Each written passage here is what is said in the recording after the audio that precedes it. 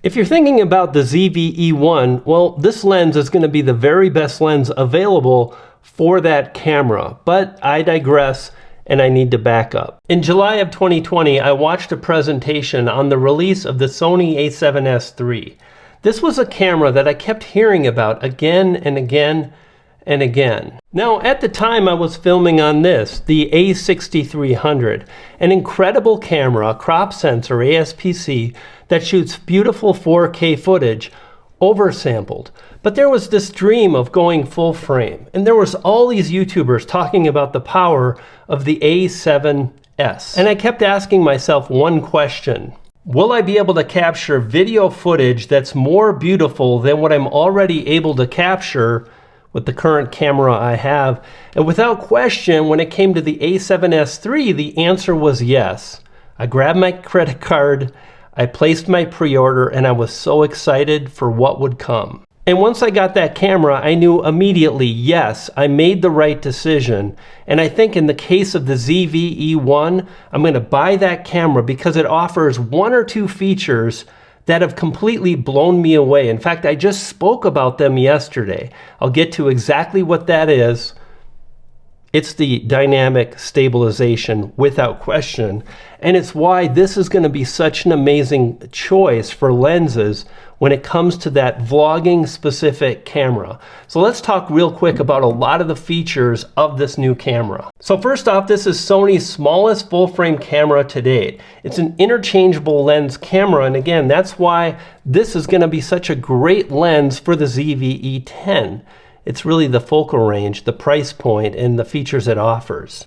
This camera has the very best touchscreen to date. While there's no EVF, we do have the new AI chip that makes a lot of these features really powerful for someone like me. And that is a really important point. Like, what kind of content creator are you? Are you a filmmaker? That's definitely not me. I'm a content creator, one man, a few cameras, a bunch of different lenses, and flexibility that a full frame camera offers.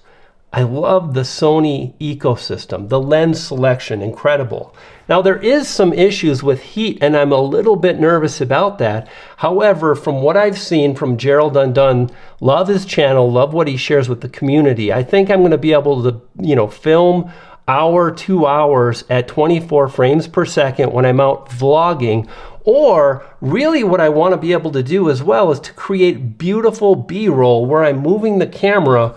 And we all buy a lot of gear that we don't use a lot. And I hate these things. I got big gimbals, I got small gimbals because I want stable footage. And the thing I mentioned yesterday when I was out vlogging, again with this lens, by the way, it's the 16 to 28 millimeter Sigma lens, came out about 9 months ago. It's priced right, and I think this lens with one other lens would be the perfect lens combination for content creators with this particular camera. I'm going to make a video on that in the coming days. Stay tuned and subscribe if you haven't already and you're into content creation, hybrid photos, and more. Now, this camera only has one card slot. That's fine for me. One thing it does have is the hot shoe, so you can use some of the Sony microphones where you don't have the built-in wires and whatnot for your external microphones, which is fantastic. It is 10-bit, and it's got some built-in live streaming functionality, again, built in, and this is new stuff.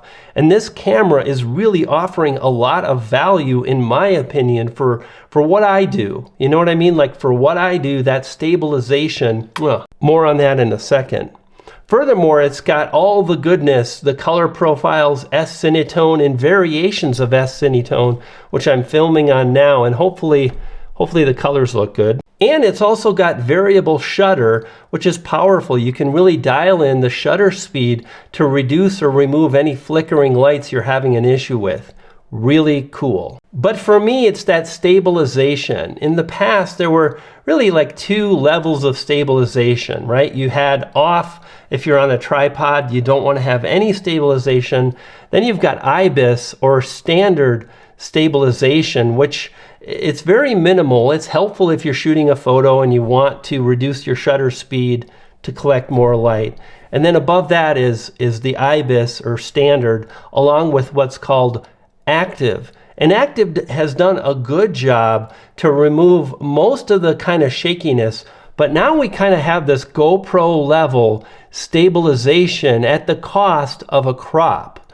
Now, to me, that's not much of an issue, and I'm going to work around that because I want to be able to go out and create these pretty videos where I'm walking and talking and shooting nature and insects and bees, and I want my footage to be stable while I still want to get some movement because filmmaking for YouTube.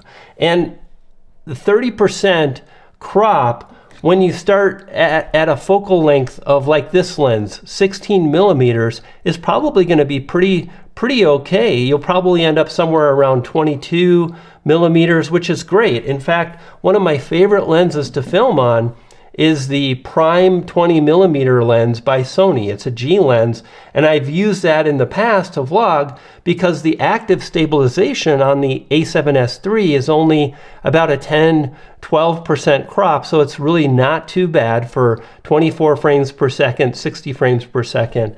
And I just bought this for photography as well as video, and I thought this is going to be handy. And now with this new camera at a 30% crop for the dynamic stabilization, mind blown. I'm in, I'm pre-ordering. I'm really excited about this camera. Let's talk about some of the additional features. It's got that enhanced microphone from the ZV-E1 with the little windscreen you can apply, and it's okay, but I think most creators that are going to spend this type of money are going to use an external microphone. It's got the mic input or jack, no problem. It's also got access to the Creator Cloud, which I think is cool, the Sony Creator Cloud. It's a new app that fits on your phone, so you can grab your phone, right, and you can do things like remote shooting, and furthermore, you can collaborate with other creators. They mentioned collaboration, and I think that's what this app is really going to help a lot of creators with. I think they'll be able to upload clips, grab clips from each other, and I just think it'll be a really cool experience, or that's the hope anyway we need to see. But you know, someone that does this for a living, creates content in all different types, photos, videos, nature, macro. I want the latest, I want the greatest. I want to be able to create that stable footage for myself. And that gets me really excited about this particular camera. I'm definitely pre-ordering. I'm definitely going to be creating a lot of videos on this new camera. Would love to have you aboard. If you haven't hit the like button, consider doing that. Subscribe if you want future updates, and I'll see you around. You dig?